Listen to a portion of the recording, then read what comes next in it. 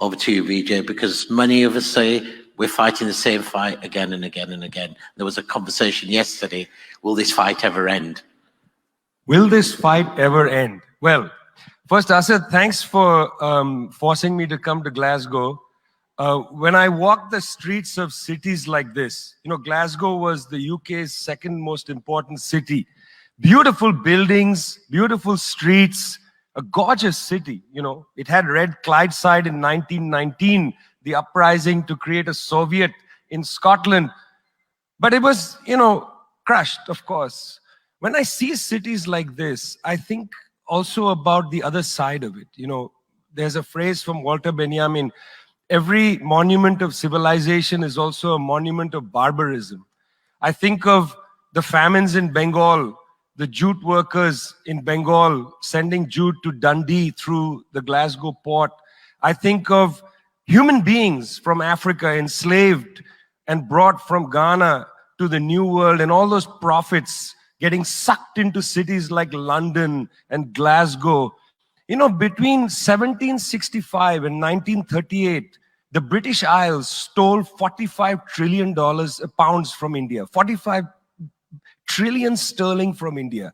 We never got paid for that. When the British left India, when we threw the British out, our literacy rate was 13%. So much for several hundred years of so-called civilization. Meanwhile, our landscapes were destroyed. Coal was foisted on India. You foisted coal on us. You were the ones that came and made us coal dependent. And then you left, and now you dare to condescend to us. When I listen to Boris Johnson, when I listen to people like Joe Biden, when I listen even more to Emmanuel Macron, all I can think of is how condescending you are.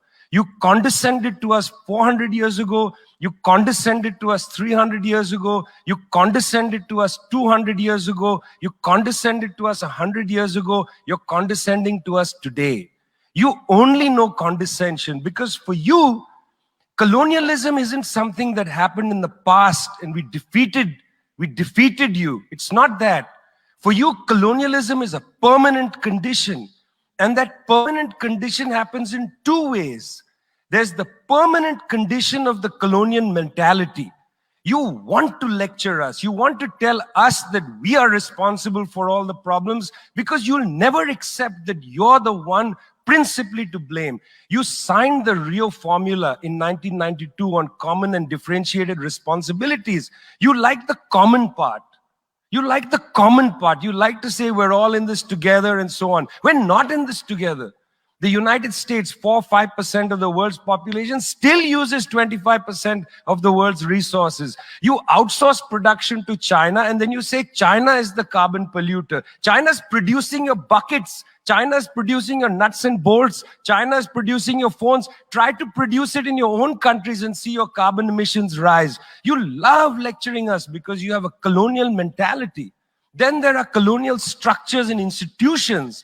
You lend us money, and every time you lend us money, which is our money, every time the International Monetary Fund comes to our societies and they tell us, here's the money we are giving you. No, it's our money. You give us our money back as debt, and then you lecture us about how we should live.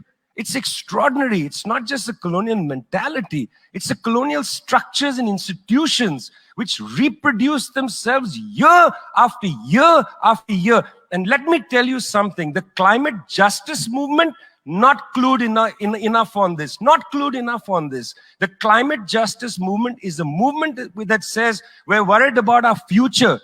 What future? What future? Children in the African continent, in Asia, in Latin America, they don't have a future. They don't have a present. They're not worried about the future. They're worried about their present. Your slogan is, we're worried about the future. What future? That's a middle-class bourgeois Western slogan. You got to be worried about now. 2.7 billion people can't eat now. And you're telling people, reduce your consumption. How does this sound to a child who hasn't eaten in days? You got to clue into this, guys. You got to clue into this. Otherwise, this movement will have no legs in the third world. No legs. Later, I'd like to tell you about the International People's Assembly, a network of 200 political organizations that we're setting up, rooted in the global south. We want to tell you what our issues are, but are you willing to listen?